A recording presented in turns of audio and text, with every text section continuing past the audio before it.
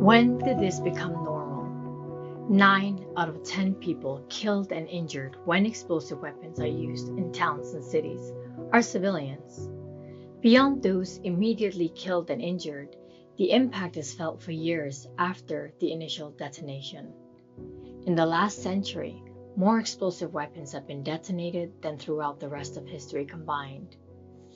In the 21st century alone, millions of people have been killed or injured and seen their lives destroyed by these weapons in conflicts around the world. Is this inevitable, or can we put an end to their use? There is a growing international movement to reject these weapons and to put an end to their normalization as a method of warfare in populated areas. After 10 years of discussions, states from around the world came together to make a unified political declaration to strengthen the protection of civilians from the harm caused by these weapons.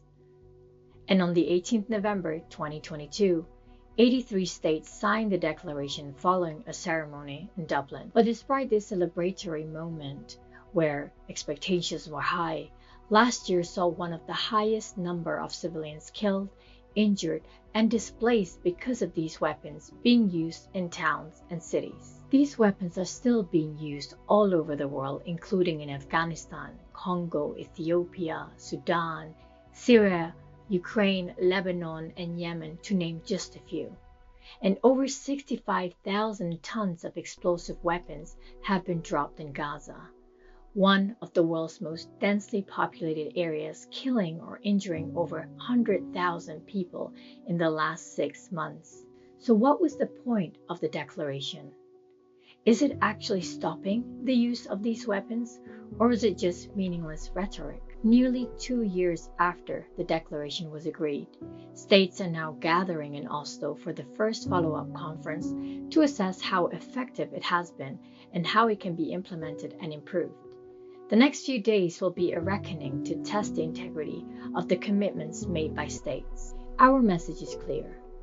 If the declaration is to have an impact, states that joined must take moral responsibility for their commitments. So far, despite the adoption of the political declaration, we are seeing an unprecedented scale of their use and very little being done by endorser states to implement their commitments, in some cases contributing to their use, including through arms transfers or other forms of complicity. States must cease arms trade with those using these weapons to commit international crimes. The declaration should inform national policy and be implemented on the ground to protect civilians. Ultimately, the declaration must be applied consistently, not giving preferential treatments to European lives over the global south. The civilian agenda is here to amplify these concerns and to hold leaders to account during this conference. If the declaration is to be a success, it should apply to all civilians and not just for some.